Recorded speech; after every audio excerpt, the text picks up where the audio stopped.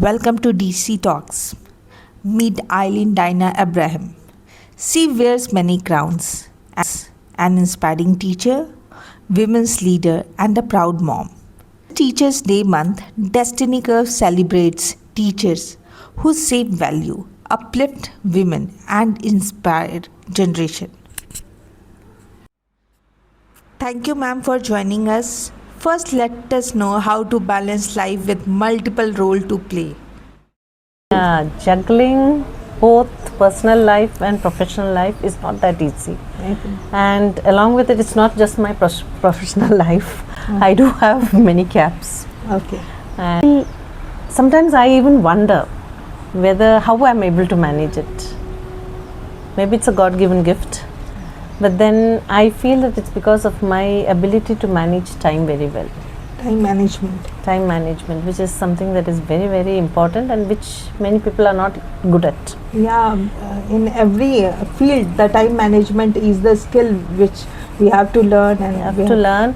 And with time, you will be able to manage things. It's not because I know how my schedule goes. But in spite of all that, I am able to manage, and that is because where there's a will, there's a way. Yeah, that's true. If we want to give the excuses, there are a number of excuses. And one reason is good enough to go forward. No, each second has to be planned. There is no need to waste time. You can actually manage it. You have 24 hours, the same 24 hours our Prime Minister has. Yeah, so same 24 hours the director how well has. your time. How well you utilize your time. Good. Ma'am, you just recently I heard that you are getting the presidentship of the Kerala community. Can you explain a little bit about it? No, that's actually I'm the president of the Women's Forum of the World Council of Malayalis, Andhra Pradesh. Congratulations, ma'am, on this. Thank you. Position. So that is another another added responsibility. Okay. But then you get to know new people, you get to learn a lot of things. Yeah, that's so a new that experience. Yeah, ma'am, these days we all know this is the digital era. So how you are seeing, as a teacher, you are seeing students through students' eyes. So how you are seeing the 5-year students are change. So according their behavior, their temperament, and their relationship with their parents and teachers. So what changes you feel the kids? Children have become extremely aggressive. They have become slow. They are unable to concentrate. It's as if their only aim in life is to enjoy life. Okay. And it doesn't matter. See, and many values are forgotten. For example, respect or kindness, care for others. There are so many things that they are forgetting. We find that they want to achieve something, they want it, but they're not willing to put in the effort. Okay. And we find that the attention span in class and all is extremely bad. Okay. They are not able to concentrate for even 2 minutes. It's become like that. So what do you think? It's before COVID era or after COVID era or generation, this digital generation? Actually, the digital generation, there was a change. But after COVID, it has become a tremendous change. Okay. The things are... things have become... So what I have felt, or from what I've understood from my students, is that during the COVID era, they had these online classes. And during the online classes, nobody knew what they were actually using the net for.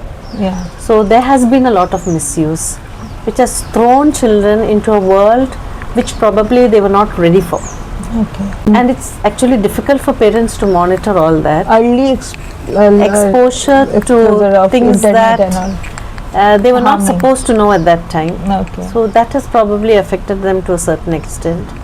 But then many of them themselves say that they are addicted to games. Okay, yeah, or that is the questions of these moms, how to stop them to play games and that addictions. So how to stop them is only by example. Okay. If a mother is sitting with the phone all the time, naturally you cannot expect the child. That is so true, ma'am. That's all moms are listening here. And another thing is, right from the small age, a child should know that a no is no. Yeah. You have to be firm. You don't have to be harsh, but you need to be firm. Because a child should grow up knowing that everything he asks will not be available. No, means if child knows, then only when they become adult, they understand. Okay, no means whoever like. So they will not ask things that they know their parents will not give. Yeah. They know there's no point in asking. They will not ask. But another thing is the father and mother have to be hand in glove. They have to be together when disciplining the child. Balancing or when parent. telling, because if the mother scolds the child and the father objects, or the father scolds the child and the mother objects, the child will take advantage of it. So both have to work together on it. And no is no. So if the child asks for a phone, or you say that you can use it for 15 minutes, but that 15 minutes you have to cut it. I mean, the child should know that if he's given a particular period, he has to stop it when the time is over. So if you train the child like that, I think maybe the use of this can be limited. And these generation kids are very, aggressive, outbursting very quickly, and they are not having. Few moms are complaining they have not good relationship with them, and I think you are also means teacher-students relationship is also harming. So what are the reasons and how to overcome from it? The reasons are, what I feel is, you look at all the video games or whatever cartoons are. Even our Tom and Jerry is a harmless cartoon, cat and mouse. But what is happening there? It is always a friction. It's always one person trying to outdo the other. So that is what they are learning. Most of the games are full of violence. Most of the games are, it is actually violence. So then that is what they are seeing and that is what they are imbibing. Okay. Most of the movies nowadays also, Yeah, it's not movies like they are not movies with a good message or moral. You find a lot of fighting. This is what the children see and they try to imitate that. Yeah, definitely, ma'am. They are exposed to so many words that we never knew in our childhood. They use that. Even a class 5 child uses words that we wouldn't expect a child of that age to use. So if that is the case, where do they pick it up from? It is because now, another thing is, even if it is a television, if the family is watching, the mother is watching serials, the child will naturally be listening to it. So we, as parents, we need to be disciplined enough to cut short our viewing time. Let her watch it after the child goes to bed. Discipline is required. Because the child need not know that the mother is watching, or let the child know that it's only for a particular period of time. Another thing is, has he done his studies for that day? Whatever is taught in school that day, if he completes it, then he can watch. Can the mother Boundaries are required. mother can ask the child just to check whether the child is completed, then he can watch. And what questions should the parents ask when they meet to the parents-teacher meet? Means because we all know teachers sees their students in different way, and obviously parents are in different way.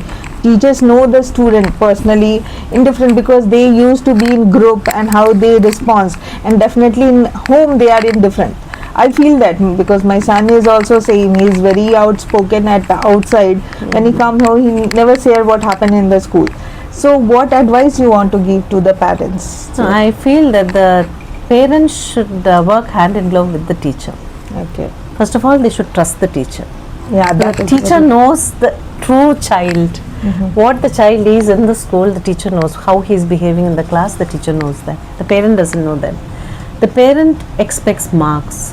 Yeah. The parents, what we find is, they are worried about why their child doesn't score. For example, I teach English. So I have told the children how to improve their language. They have to read something every day. They should listen to something in English every day. To improve their handwriting and their speed, they should write one page, copy it from any good book every day. So all these things, and speak in English. These are 4 things I've told them, because the 4 skills of learning a language: listening, speaking, reading and writing. It will develop, the child will improve a lot, and once your English improves, every subject improves. Yeah, that is the But then basic how many language. children will do it? Yeah. The parent wants marks, and I ask, has he been doing what I've been telling him to do every day? That is the- Nobody checks. So there is the child has to read. See, to get 50%, it's fine. But if you really want to do very well, that extra effort has to be put in. with parents and the teachers hand to hand. Teachers advise, but the parents have to see to it that the child does it. Okay. And then there is another problem we face nowadays. Children go and tell lies at home, Yeah. and the parent believes it blindly. So what the parent should do is contact the Counter. teacher and find out what actually happened. Okay. rather than putting the blame on. I'll tell you one example. When my son was in school, a conditional clause is not something that you can test without teaching. Examination 5 marks question was there and he didn't write it, and he's very good in English, that is not. So the teacher was, he said that the teacher hasn't taught it. Then I asked the teacher, has this been done in the class? Then she said, I have done it. How come he said like that? How come? So then when we just checked back, he had gone for a competition that day when this was done in the class. Okay. But then when he asked the children what was done in the class, they didn't tell him this was done. Okay. Children didn't tell him or they didn't bother. He was not aware of it. So he's not telling a lie. As per his knowledge, this has not been done. Miscommunications are there. Now, if I had made a big issue about it and scolded the teacher saying that my child lost 5 marks because you didn't teach it and you have asked for the exam without finding out what is behind, I would be doing total injustice to the teacher has done it. My son is also not telling a lie because he is not aware of it. Yeah, so we need both to know. are right. So we need to know. A parent has to come and find out why has a teacher cut the mark, or why. Now another example I'll tell you. A child writes a spelling mistake. How can you give a full mark for a child who has written a spelling mistake? So what we are training a child is to learn to do things without mistakes. Yeah. Now, if you write the spelling of Uttar Pradesh wrongly, it is not an English paper, that is true. Yeah. It might not be, it might be a social studies paper. You write there is a child who has written it correctly. How can that child and this child get the same mark? That is total injustice. It's not about concept. Now, let's imagine a lab technician or a doctor or an engineer, somebody, when he's copying down values of something, if he makes a mistake, and a child who is not corrected at a small age will always continue to make mistakes even when they grow up. Yeah. They would not be able to do anything properly. So that is the reason why in the lower classes it's always better to be very strict with correction and with the children, so that when they grow older they will become perfect in what they are doing. Yeah. But unfortunately many parents don't understand this. Because these norms are there, you should not scold my kids, and concept is important, it's okay, you have to give marks. Concept is important, concept they should know, but they should also know how to write things without mistakes. Correctly, yes. So for that, they need to trust the teacher. That in the long run, it's not that in class 1 my child didn't get full marks. It's not about marks, it's about how much the child knows, how much the child is able to write without mistakes. That is what is important.